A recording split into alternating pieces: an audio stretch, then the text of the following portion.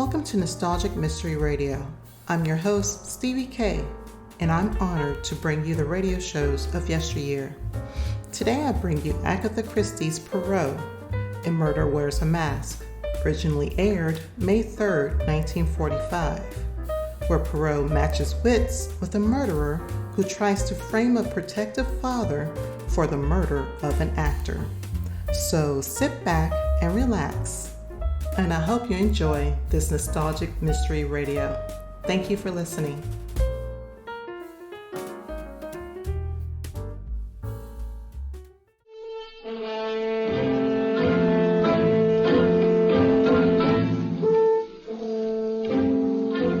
Agatha Christie's Poirot.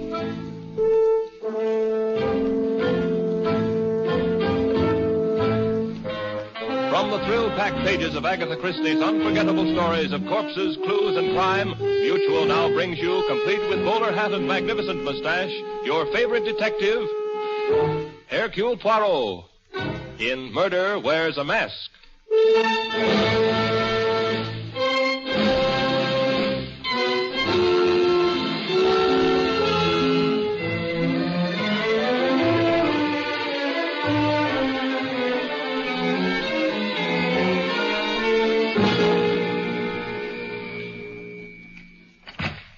Yes? I'd like to speak to Mr. Poirot. Won't you come in? Your name, please? Richard Fields. Mr. Poirot's busy at the moment. Please sit down. I'll tell him you're here. Thank you. There's some magazines on the table at your left. Mr. Poirot, it's a Mr. Fields. Eh? Well, he can wait. He's a very patient man. He only rang the bell once. Here, Abigail, I want you to taste this sauce now. It's good. Good? Oh, ma foi, Abigail, it is superb. There are only 3 people in the world who know how to prepare this sauce. And you are about to become the 4th. Now, you take 2 tablespoons... Chief, there's someone waiting. Oui, this Monsieur Fields, eh? Eh bien, I suppose we must see him. Come. Mr. Fields, this is Mr. Poirot. Oh, how do you do? Bonjour, monsieur. Well, it must be an important matter which calls you away from your business at the moment when it is most active. Well, as a matter of fact, I don't recall mentioning my business. But it was not necessary, monsieur. The Journal of Wall Street in your pocket tells me you are a stockbroker. Since it is only now 3 o'clock, it is obvious you left your office shortly before the closing of the exchange. Oh. Now, you would not do this for a minor matter. Oh, you're right. I've come to you on a matter that affects me very deeply. It concerns my daughter's welfare. Uh-huh. You see, Mr. Poirot, she's quite young, not quite 18. And at that, she's rather immature for her age. Yes, monsieur, but let us come to the point. Please, I have a sauce cooking, important business waiting for me. Well... Now, what is the young lady's difficulty? She met this ham actor when he went up to her school to address the Dramatic Society. He's still quite distinguished looking in a dissolute sort of way, and she promptly became infatuated with him. It's partly his reputation, I guess. He's been a matinee idol for 20 years. Well, that seems very normal behavior for a young girl of her age. Yes, but the horrible part of it is that he became equally interested in her. Why, the man's old enough to be her father. Oh, you must have heard of him. His name... Wait, monsieur, please. I should prefer to hear all the facts before you mention any names. I never like to engage in idle gossip. This is no gossip, I assure you. I was up at this man's apartment only an hour ago. He was showing my daughter a necklace he had bought her as a wedding present. Alors, monsieur, he woos her with diamonds. It is not illegal. In this case, Mr. Poirot, it's immoral. She's too young to see through him. Uh-huh. But why do you come to me? I want you to help me break up this affair. Oh, monsieur, The man has led a sordid life. You're an investigator. If you dug around, you could produce proof of some of the things he's done. Proof that even Laura would have to believe. I'm sorry, monsieur. You've come to the wrong person. My talents, such as they are not available for such enterprises. Good day, sir. I can afford to pay you well. Monsieur, no one in the world is rich enough to buy Hercule Poirot. Now, you will excuse me, please. I have important work in the kitchen. All right.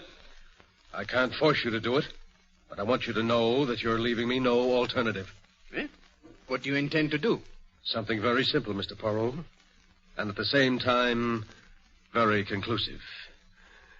Good day.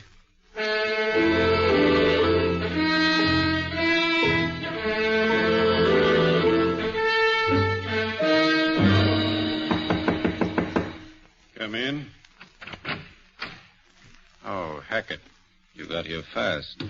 I was worried, Mr. Tremaine. This is the first time you've ever called me back on my day off. I suppose that's a pretty reckless thing to do to a valet these days. No, sir, just startling. Is anything wrong? I'm afraid so.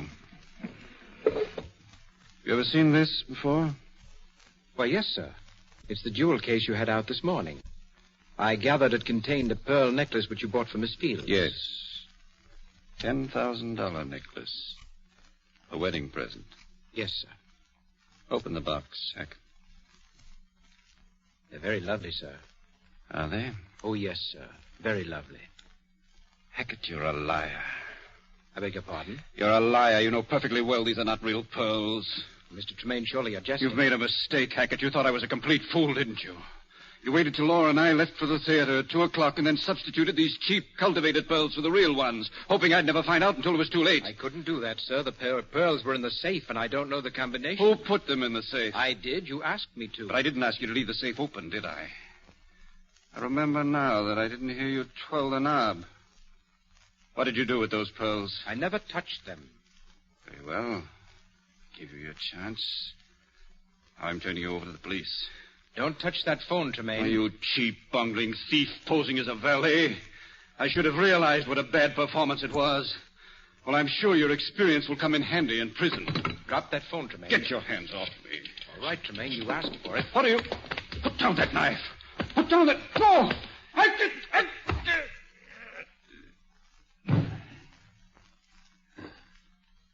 Exit. Mr. Tremaine.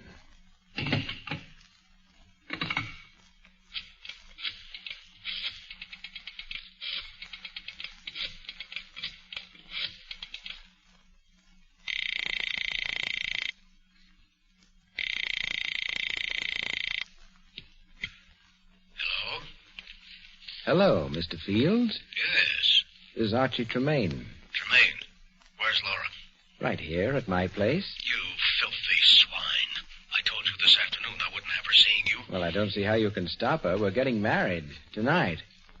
Married? Yes. We'd like to have your blessing. Why don't you come down? I wouldn't come down. Yes. Yes, maybe I will. Sure. I'll give you my blessing, Tremaine. Wait for me. I'll be down in 20 minutes. Don't worry. I'll be here. And so will the police.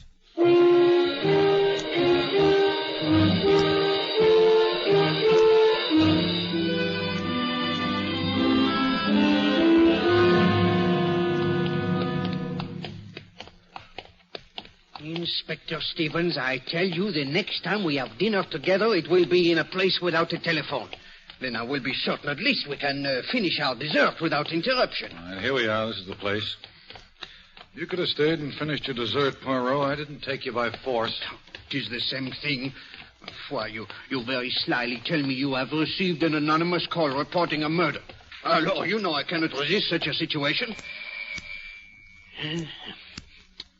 He has excellent taste, this Monsieur Archie Tremaine. Me, I like very much these brownstone houses. Nobody home. Place is dark. We're probably on a wild goose chase. But the door, it is open. Oh. And the light switch, I presume, is here. So, and now? Oh, we better start looking around just to make sure. Now, let's try the library first. It should be... There's no doubt down this hall here. All these brownstones, you know, they are very much the same. There. Inspector, flash your light around, please, eh? All right. Uh-huh. Here's the switch. Suchet. Tremaine. Yeah, he's dead, all right. Stabbed through the heart. Stabbed once, Inspector, with that letter opener. He must have dropped on the spot. There's no other blood around, just that one big pool he's lying in. And these bloody footprints all over the floor. They must be the murderers, Poirot. He stood over the body to make sure Tremaine was dead and didn't notice that the blood was oozing around his shoes. Then he went over to the desk here, maybe to make a call, then into the bathroom to wash his hands. He came out, headed for the door, And what, Inspector? Well, footprints stopped suddenly. I don't get this. Inspector, have you observed this newspaper? Half the front page is torn off. You think the murderer dried his shoes with it? No, Inspector. I believe this is what happened. He did all the things you have described. Then, when he reached this point where the footsteps stopped, he realized that his shoes were bloody. Well, he could not go out wearing such shoes, and he could not carry them in his hands. Now, he looked down, and voila!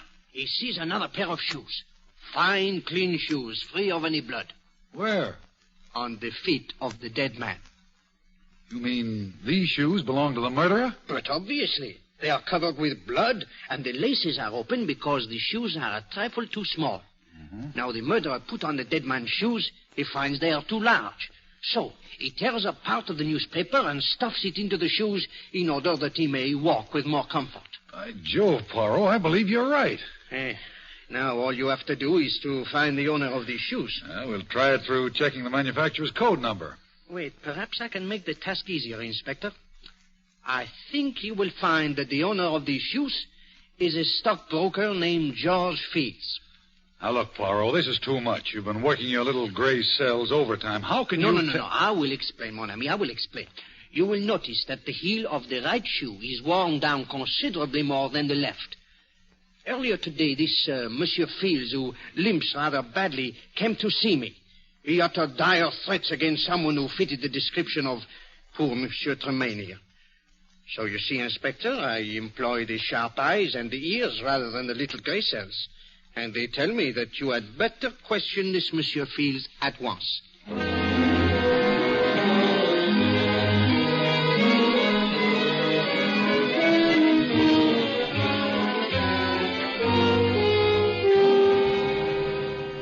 Well, Poirot, you were right. We've got Fields here at headquarters under lock and key. He's our man, all right. He was trying to burn Tremaine's shoes when we called on him. You are sure he is the guilty man, eh? Of course. He tried to tell us some cock and bull story about getting a call from Tremaine and finding him dead when he got there. Says he got his shoes all bloody before he saw the body, and then he became panicky and changed them. Just as I thought. Mm-hmm. But he's the killer, all right. You said yourself he threatened Tremaine. It's an open and shut case. Myself, I always mistrust the open and shut cases. Tell me, what of the anonymous telephone call you received? Well, the way I figure it, Poirot, Fields called us himself, and then he thought maybe he could beat the rap, so he wiped off all his fingerprints, changed shoes with the dead man, and ducked. Oh, a very intelligent reconstruction, Inspector. Very intelligent. Alors, I must return to my office now. If anything new develops... I'll let you know. Good. Bonjour, Inspector.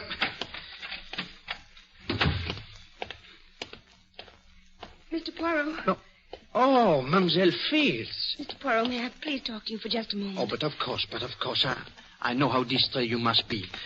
Well, here is a bench in the corridor. I don't think we will be disturbed here. Thank you. Mademoiselle, let me assure you of my great sympathy if there is anything I can do. There is, Mr. Poirot. You can prove my father is innocent. Oh, that would be extremely difficult, Mademoiselle. All the evidence seems to point to his guilt. Well, I don't care about the evidence. He didn't do it. He couldn't. He was in my office, Miss Fields, and he threatened to take desperate measures. He lost his head, but he didn't mean what he said. And he was there in Monsieur Tremaine's apartment about the time of the murder. He admits this. Well, of course he admits it. He has nothing to hide. But at first, Mademoiselle, he did deny it.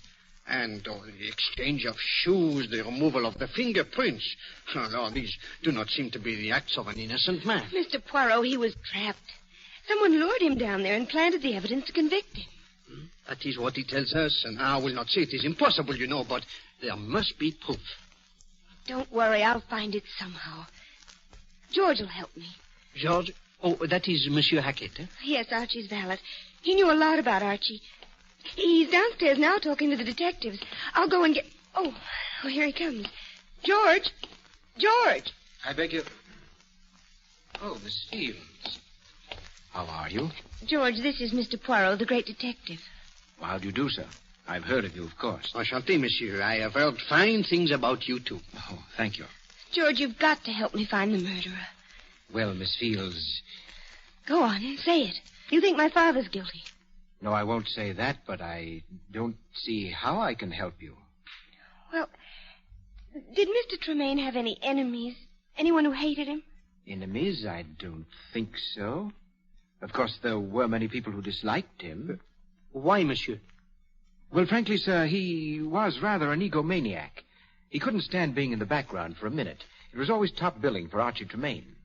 But as I told the police, I can't think of anyone who'd want to kill him. Well, maybe some woman who was jealous about the necklace. The necklace? Yes, the pearl necklace he was going to give me. You were there, George, when he showed it to me that afternoon.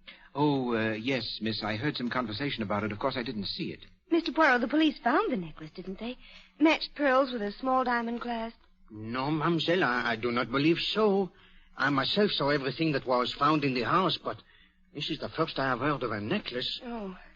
Monsieur, I hope you will not be offended if I ask about your movements on the day of the murder. That was the first thing the police asked me, Mr. Poirot. It was my day off. I left Mr. Tremaine's apartment shortly after he did and spent the rest of the day and the whole evening with my parents. Oh? I do that every week on my day off. I see. Your parents, they live here in this city, huh? Yes, of course. They share a flat with me. Eh bien, I was merely curious, you know. Mademoiselle, I do not know where this matter of the necklace may lead us, but it gives one furiously to think. What say you, Monsieur Hackett? I think Miss Fields has brought up something important. Something very, very important.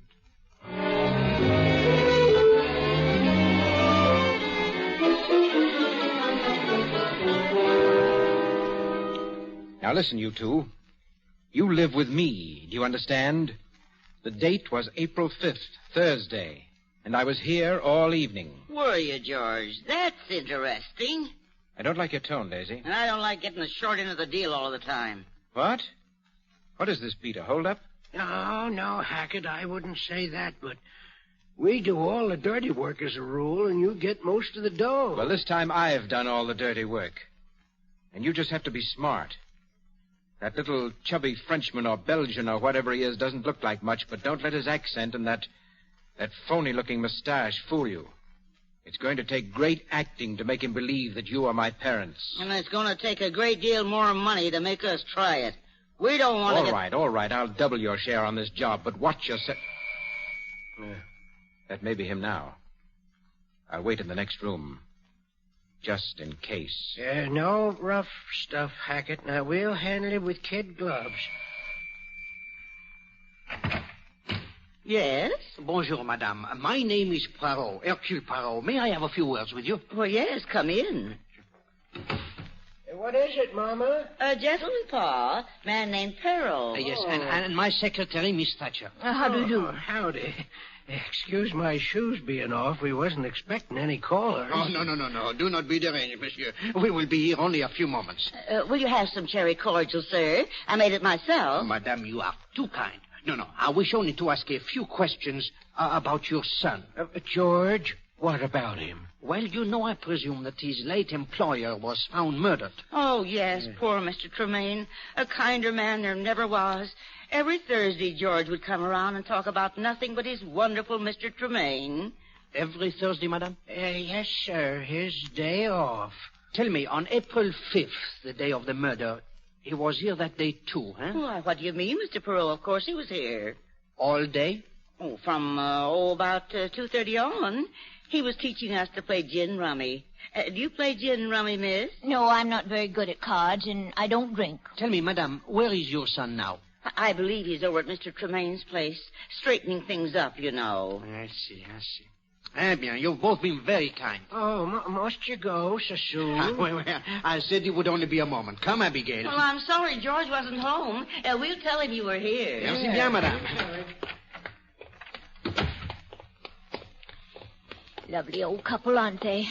I don't see how their son could do anything wrong. I do not see how he can be their son. What? Did you not observe, Abby, that the kindly old gentleman and his wife, they both have fair hair and blue eyes? Yes. But Monsieur Hackett, his eyes are dark brown. It is impossible, Abigail, for two blonde, blue-eyed parents to have anything but blue-eyed children.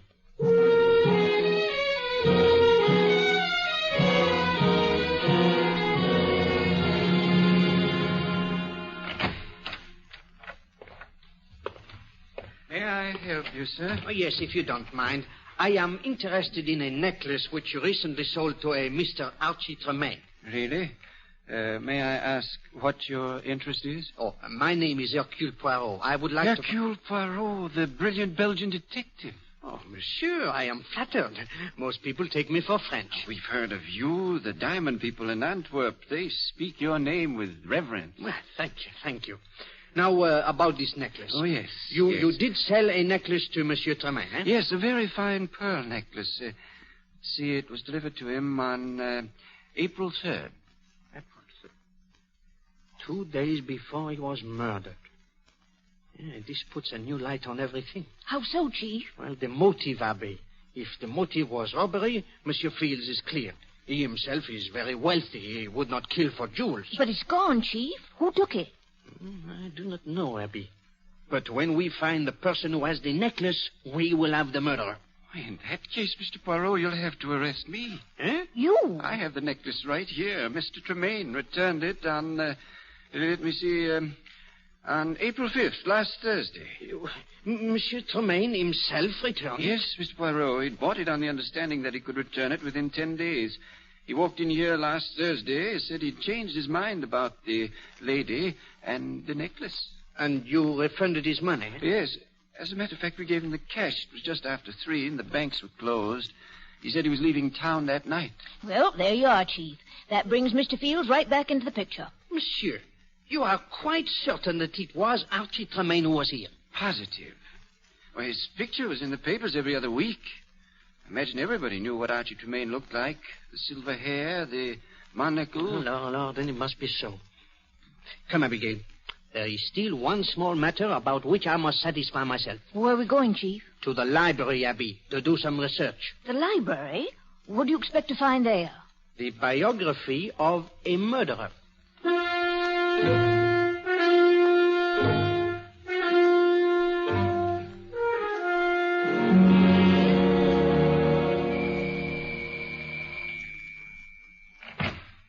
Why, Miss Fields, this is a surprise. Hackett, I had to come here to Mr. Tremaine's house. I had to come and see for myself. Is there anything... I'm terribly sorry, miss. I've gone through all of Mr. Tremaine's belongings, and there's not the slightest clue, not the slightest suggestion that anyone else could have killed him. Oh, it's horrible. Horrible. They've indicted him, Hackett. They're going to try my father for murder. Yes, I know. They were about to let him go because of that missing necklace. And then they found out that it had been returned. I can't understand it. I can't believe that Archie returned it. We were going to be married. It was all agreed. Well, miss, your father was so set against it that perhaps... Oh, no, that would have made Archie more stubborn. If I could... Wait. I've just thought of something. What time was that necklace returned? A little after 3, according to the jeweler. At least that's what the papers say. A little after 3? Yes, miss. But that's impossible. Oh, why didn't I think of it sooner? It's impossible, Hackett, because Archie was with me at the theater from 2:30 until 5. He couldn't have been at the jeweler's. You must be mistaken, miss. Oh, no, I'm not. The necklace was returned. Well, then someone else returned it. Someone else returned it and got the money for it. But no one had access to it except Mr. Tremaine. Oh, no one but Mr. Tremaine. And you. Me? You, Hackett. You had access to the necklace, and you knew my father had threatened Archie. You're the murderer. Sit very quietly, Miss Fields. I don't want to shoot you unless I have to. You killed him. You stole the pearls, and you framed my father. I'm going to call the police. No, you don't. Tremaine tried that. Now he's dead. No, that won't do either. The door is locked. I locked it as you came in. Get away from me. Get away! I'm sorry, my dear. Now I'll just gag you so that you're not tempted to scream again. There we are. Now.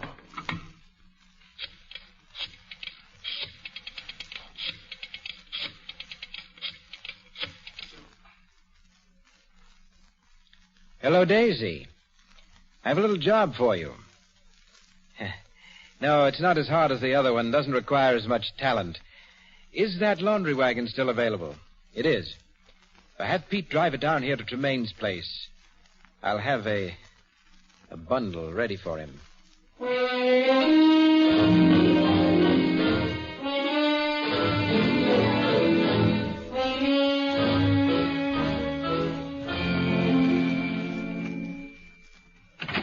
Pete. Oh. Bonjour, Monsieur Hackett. May we come in?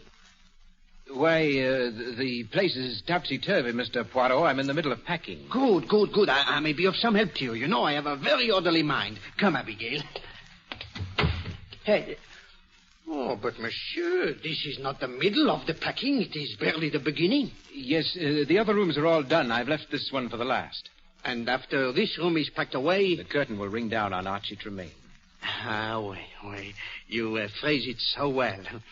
Of course, there is still the small matter of punishing the murderer. Yes, I know. You know, I feel sorry for him. For whom? For Mr. Fields. He's not really a murderer. I mean, say he's not the criminal type. He was driven to do what he did. Oh? You know, that is very interesting, Monsieur Hackett. Very interesting. I see that you are quite a student of criminology. Well... Oh, come, my friend. Do not be so modest. You have many accomplishments. Have I? But of course. For example, I would suggest that you have at one time been an actor. What? Do not leap so, monsieur. Look, you frightened my secretary. She has dropped your glove. Oh, yes, my glove. Well, you startled me, Mr. Poirot. I didn't think that anybody would remember me. I gave up the theater some years ago. Au contraire, monsieur. I do not remember you. I never saw you. But you still use the expressions of the theater. Did you not say, Monsieur Tremaine always wants top billing? You see? Tell me, what was your thought on the stage? Impersonations, n'est-ce pas? I did some impersonations. Why? No, I was merely wondering if your experience as an actor could have something to do with this case. I'm afraid I don't understand. Well, by a strange coincidence, monsieur, this case involves a very clever impersonation. Really? Oh, that's the back door. You're expecting a delivery, eh? No, it must be the laundry wagon. I'm sending out all the soiled stuff. Wait, Monsieur Hackett. I will go with you. You will... What? I will go with you. I have a tremendous interest in this laundry. Why, there's no need for you to go. The bundle is already at the back door. Nevertheless, I should like to see it. You know, I have developed an overwhelming curiosity about the laundry ever since I picked up this glove from the floor. Glove? Oui. One solitary, unaccounted-for lady's glove. It was careless of you, Monsieur Hackett, to leave it lying about. You were much more methodical when you did away with Archie Tremaine. What? You don't know what you're talking about. I assure you, my friend, I know precisely what I'm talking about. You are a thief, Monsieur Hackett. You have been one since you gave up the acting 5 years ago. Ah, yes, monsieur. I looked it up. You have plied your trade by posing as a valet or butler and stealing from your employer when the opportunity presented itself. In this case, the opportunity came on the day you saw the necklace Monsieur Tremaine had bought for Miss Fields. You stole the necklace and went to the jeweler's impersonating Tremaine and received the cash for it. Why, you're mad. Unfortunately, Monsieur Tremaine found you out the very same day. He threatened to call the police. So you killed him. And then a delicious thought occurred to you, monsieur. The thought of implicating an innocent man. So you called the police to tell them of a murder. That was a mistake, monsieur. That was when I started to believe... All right, Poirot. You're clever, but you talk too much. I guess Pete will have 2 more bundles to take with him. Okay, Pete. Pick him up, Hackett. But I thought... Where's Pete? Don't worry. We've got him nice and safe in a patrol wagon. Right where you'll be in just a minute. You see, monsieur? Your goose is boiled.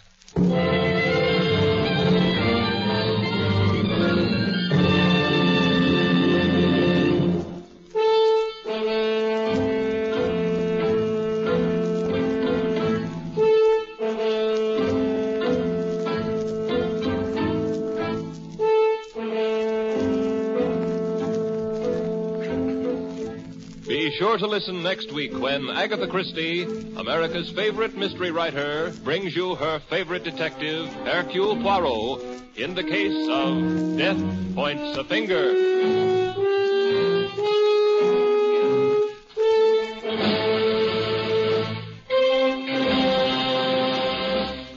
Agatha Christie's Poirot is directed by Carl Eastman. This is the Mutual Broadcasting System.